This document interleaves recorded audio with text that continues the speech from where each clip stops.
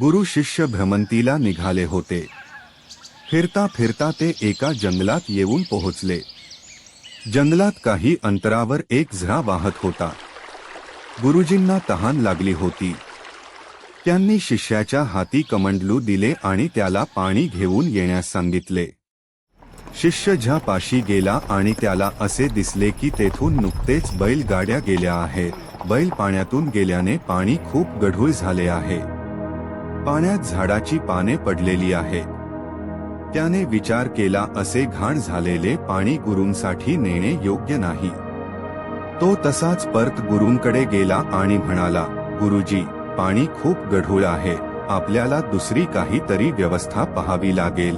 गुरुजी म्हणाले, अरे त्यापेक्षा तू असे कर, पुन्हा त्या झऱ्यापाशी जा आणि पुन्हा पाणी आणण्याचा प्रयत्न कर. शिष्य गेला. त्याला पुन्हा पाणी गढूळ दिसले. तो परत आला. गुरुनी त्याला परत पाठवले. असे 4-5 वेळेला झाले. शेवटी शिष्य कंटाळला. त्याच्या चेहऱ्यावर नाराजीचे आणि कंटाळलेले भाव दिसू लागले, पण शिष्य गुरुज्ञा मोडायला तयार नव्हता. गुरुनी त्याला परत पाणी आणायला पाठवले. आताच्या वेळी त्याला मात्र आश्चर्य वाटले, कारण या वेळी पाणी अगदी नितळ, स्वच्छ निर्मळ होते. त्याने ते पाणी कमंडलू मध्ये भरले आणि गुरूंसाठी घेऊन आला.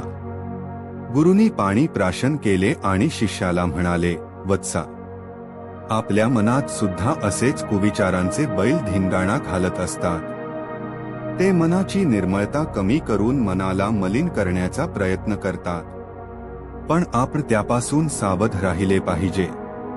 कुविचारांचा प्रभाव आपल्या मनावर होणार नाही याची दक्षता आपण घेतली पाहिजे.